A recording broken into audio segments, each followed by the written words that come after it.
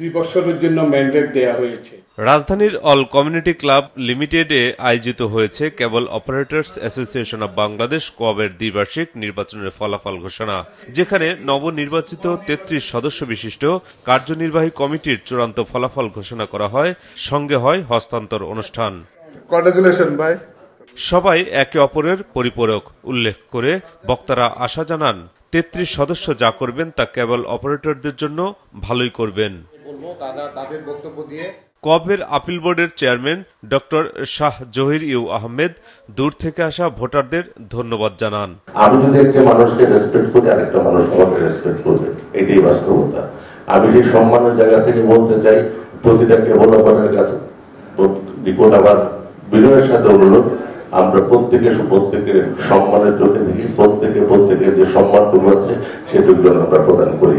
এবং আমি চেষ্টা করেছি আমার নির্বাচন বোর্ড এবং আমার সাথে আমাদের আপিল বোর্ড সবাই আমাকে অনেক সহযোগিতা করেছেন, এবং আমি যখন যেটা তাদের কাছে জানতে চেয়েছি সেই সহযোগিতা তারা পাশে এসে এবং প্রত্যেকটা সময় আমার সাথে তারা কাঁধে কাঁধ মিলিয়ে আমরা এই একটা সুন্দর নির্বাচন সবাইকে উপহার দিতে পারছি। কমিটির সাধারণ সম্পাদক নবনির্বাচিত কমিটি কোঅব সদস্যদের পাশে থাকবে বলে জানান। আমরা পূর্বেও আপনাদের কেবল অপারেটরদের পাশে ছিলাম।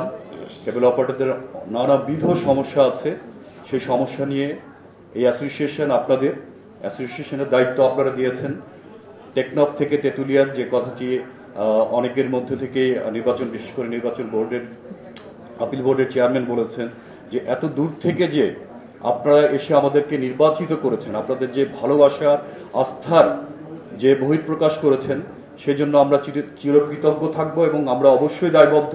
আপনাদের যে কোনো সমস্যা, সেটা টেকনাফে হোক, তেঁতুলিয়াতে হোক, যেখানেই হোক, আমরা আপনাদের পাশে ছিলাম, পাশে আছি, পাশে থাকব।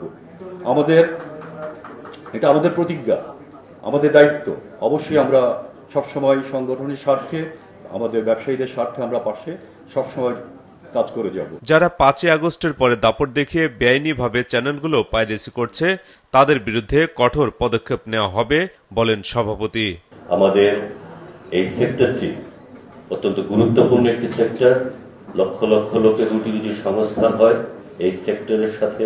37টি বাংলাদেশি টেলিভিশন চ্যানেল, সেই টেলিভিশন চ্যানেলের সাথে জড়িত কর্মকর্তা, কর্মচারী, কলাকুশলী এবং বাংলাদেশ স্যাটেলাইট সকলের স্বার্থ জড়িত।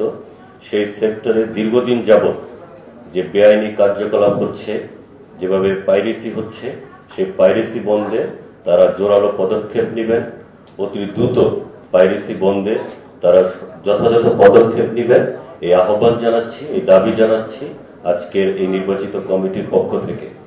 আর যারা 5 আগস্টের পট পরিবর্তনের পরে যে সকল প্রতিষ্ঠান অবলীলায় দোর্দণ্ড প্রতাপে বিজ্ঞাপন প্রচার করে এই চ্যানেলগুলোকে পাইরেসি করছেন, তাদেরকে হুঁশিয়ার করে দিয়ে বলতে চাই যে আপনারা আপনাদের এই ধরনের বেআইনি কার্যকলাপ বন্ধ করেন, অন্যথায় আমরা কঠোর পদক্ষেপ নিতে বাধ্য হব।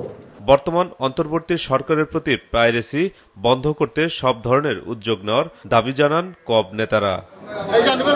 মাহমুদুল হাসান, মাছরাঙা সংবাদ, ঢাকা।